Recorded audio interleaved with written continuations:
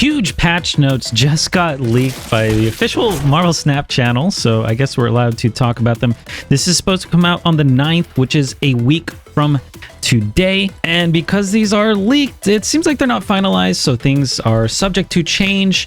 We don't know if they will change at all. Maybe they will, or maybe they'll completely drop some of these changes or add on some additional cards. We really have no idea. This is going to be my first time going over these, so my initial impressions and stuff like that. But first card here is Loki. People have been complaining about Loki for quite a while, going from a 4/5 to a 4/6. Wait, what? Wait, what the f? Did he get buffed? The text is changing from replace your hand to transform your hand.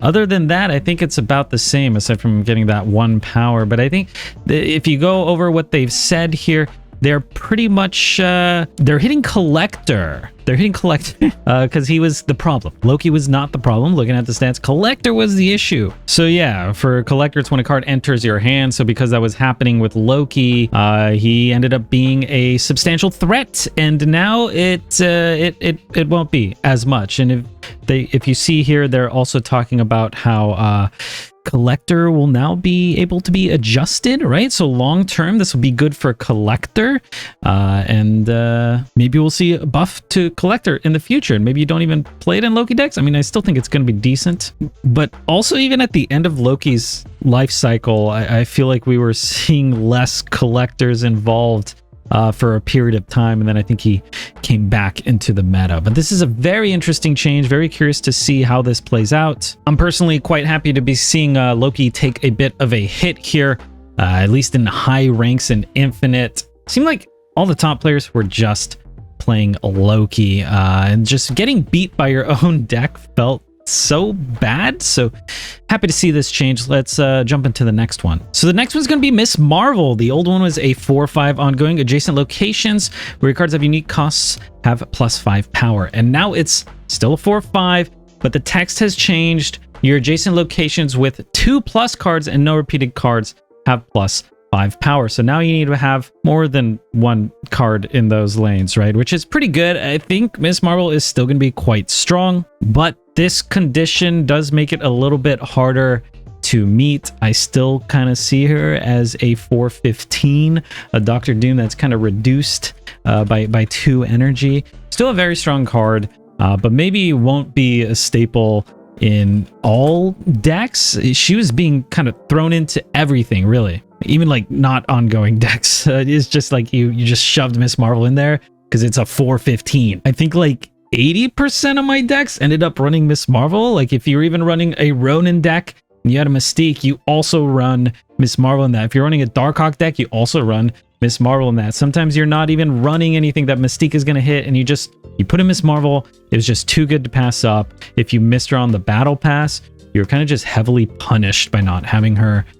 So we'll have to see how she shapes up in the meta, but I still think she's going to be a really good card. They say here in the notes that she kind of worked a little bit too well with Professor X, who also recently saw a nerf. Yeah, you can't just put Professor X and then buff it up with Miss Marvel. You'll need 2 cards there now. I mostly think this might affect those locations where it's hard to get something into, like Sanctum Sanctorium. You could just throw in a Jeff in there after having Miss Marvel, and it would get the buff. Now that's not going to happen. Or like in a Death's Domain, you like put a Jeff in a different lane, then you move it in there. That just can't happen anymore. So slight hit here. We'll have to see. Maybe I'm wrong and it's a huge nerf. So next up, I think this is one of the larger ones we've seen so far. Annihilus going from a 5/7. Your cards with 0 or less power switch sides, destroy those that can't, to a 5/5. But the text also changes. Your cards with power below 0 switch sides. Destroy those that can't. Below 0, this means like debris rocks or just anything that has 0 power will no longer switch. I was actually experimenting with a lot of decks where you go debris absorbing man, get a bunch of rocks, and then you send those over with the Annihilus. Seems like that's no longer going to happen. And if you go over the notes here, you could see that their original design, I think, was this way, but they thought it wouldn't be strong enough, so they included 0 and less instead of less than 0. But the stats have been really good for Annihilus. He's been in a lot of decks. You just play Hood Annihilus or Sentry Annihilus. Like just putting that little package of Hood Sentry and Annihilus in the deck seem to be overperforming, and I guess that's not really what they wanted as far as design, like being able to send over rocks and stuff like that. So they're gonna take it back, but that hit, in addition to the power hit, I think is quite substantial. This card, I think, maybe got addressed a little bit too hard, but we'll have to see. All right, we have Dracula here going from a 4-0 at the end of this game. Discard a card from your hand. This has its power to a 4-1 at the end of the game. Discard a card from your hand to gain its power. This is actually a pretty substantial change because Dracula, it used to not matter what his power was because he would just get rid of it and absorb that like Apocalypse or that old Chavez and kind of just take that power. But now it's just going to add that power to it, which is kind of a double-edged sword. You can, of course, buff Dracula in your hand. Maybe he gets Wakandan Embassied or something like that, and he ends up just adding 12 power to the 2 or 3 that he already had. But if he ends up getting hit by a negative card, maybe like a Scorpion or something like that, then that's also going to factor into his power. But if we look over the developer notes here, we could see that they're monitoring Dracula and discard in general. America Chavez was a huge proponent. Like it was huge in these decks because you were guaranteed to have a large card in your hand at the end, and now that's kind of just that's gone. So seems like they're making his text more clear, and they may buff or nerf him in the future. So I think it's pretty good overall, and hopefully we end up seeing a bit more Dracula. Another massive change here. I'm quite happy about this. We got Angel going from a 1-2. When one of your cards is destroyed, this flies out and it replaces it, which really just never happened. You always ended up drawing your Angel, and it wasn't even that good. It's a 1-2. The new effect is when one of your cards is destroyed, this flies out of your hand or deck to replace it. So it can fly out of your hand as well. I still think this card's pretty bad. I don't think a lot of people are going to play this. It's still just a 1-2. I really wish if its condition was met, my proposed change was like, if it fulfilled that old condition, it would get like +2 power, making it a 1-4. Like Hawkeye's easy to meet his condition. He barely sees any play. He's a 1-4. So having Angel jumping out, if he was still in your deck, being a 1-4, it's a decent payoff. It's still not big. This being a 1-2, I think it's just not going to see much action. That being said, it is definitely way better than it was, but still, just I don't think we're gonna see any action here. Seems like they're saying this is like a new player card, and they don't want to break the charm of a new player experience. I don't see how buffing this card a little bit more would change that.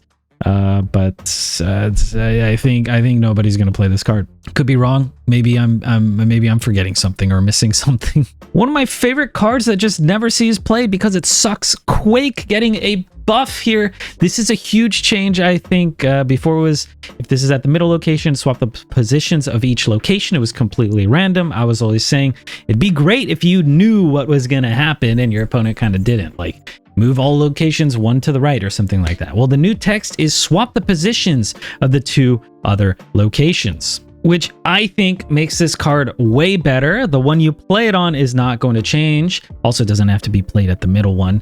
And it's going to swap the other 2. So you can tell which one's going to change. Like maybe it's Bar Sinister, or maybe your opponent goes deep into the Nexus, or maybe like Bar with no name or something like that.